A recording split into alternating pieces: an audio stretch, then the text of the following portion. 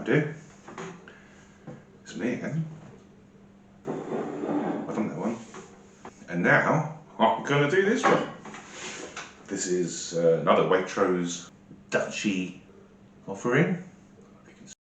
This is a full flavoured and citrusy Waitrose and Partners Duchy Organic India Pale Ale brewed with organic British sovereign hops.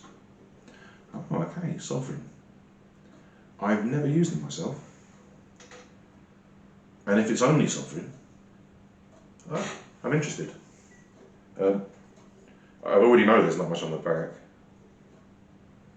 other than a royal three-feather Prince of Wales thing. And he's not the Prince of Wales anymore, he's the Queen of England now. Let's get this thing open. I'm going to get it poured.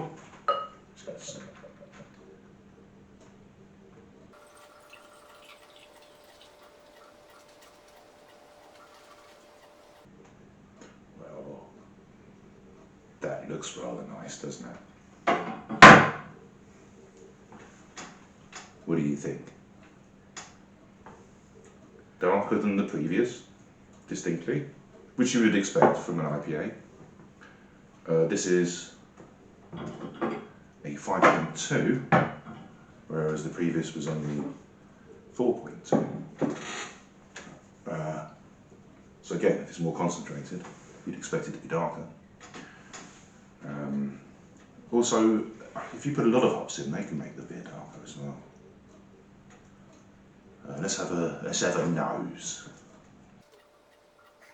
Well, okay, this is an IPA with English organic hop skin, British hops. So it's not that outrageously citrusy, tropical, fruity thing that we get rather spoiled with, rather used to. This isn't that. This is a British IPA with British hops. It's a local beer for local people. So, God bless you, Gov. I'm going to give it a try. I'm going in.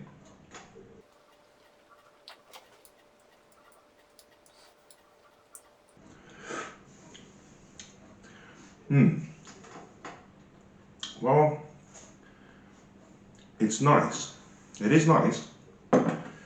It's maltier.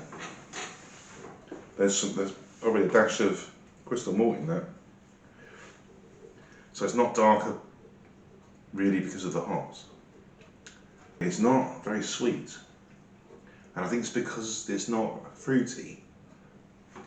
Sometimes when something's fruity, then the sweetness it has, because you associate the two together, makes it seem maybe sweeter than it might otherwise be if you'd use the more savoury hop. And that's the case with this, that it does have a sweetness, but it's overwhelmed quickly by the savoury aspect of the sovereign hop. Sovereign, yeah, I get it.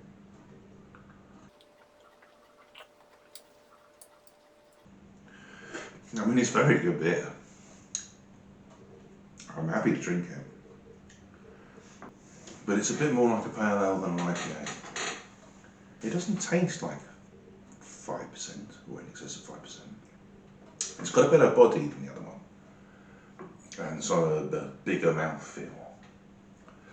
But it really doesn't taste very strong. Oh, I'm having another go.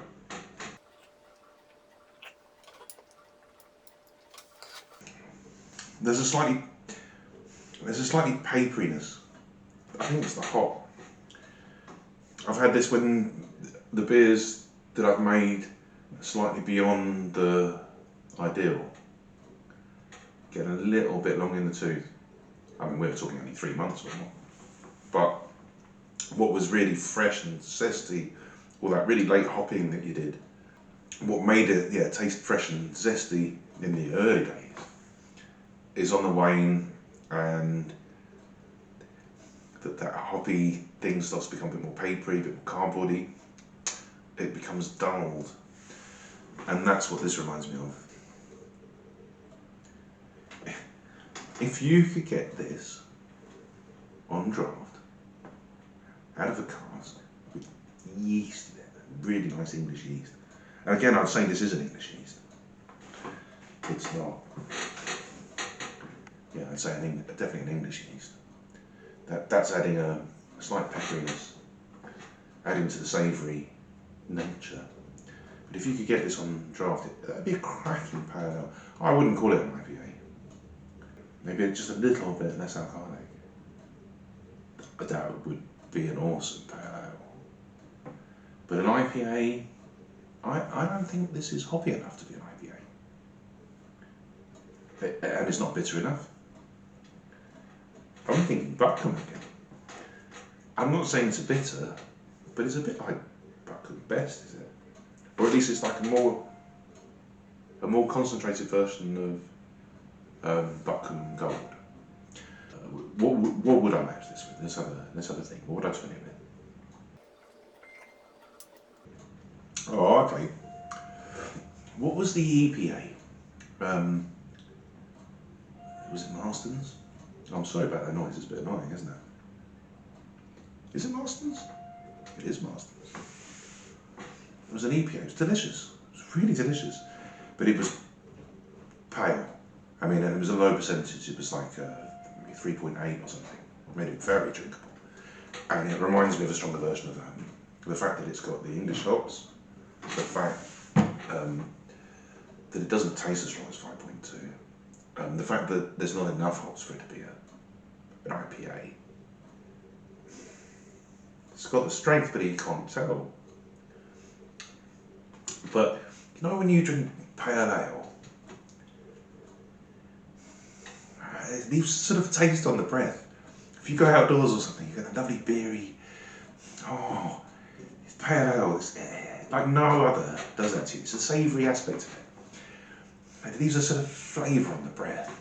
I remember this so fondly from when I was a kid, drinking Toby Pale Ale. What was it, my 13th birthday or something. But it's lovely. Left that because the malts are really light and they don't tend to be over hot. It leaves a lovely taste, and a bit like tea does sometimes. I twin it with a Marston's EPA, the English Pale Ale.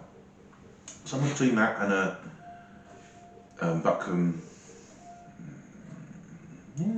maybe bitter, or Buckham Gold anyway. And stick or twist, if you could get this on draft,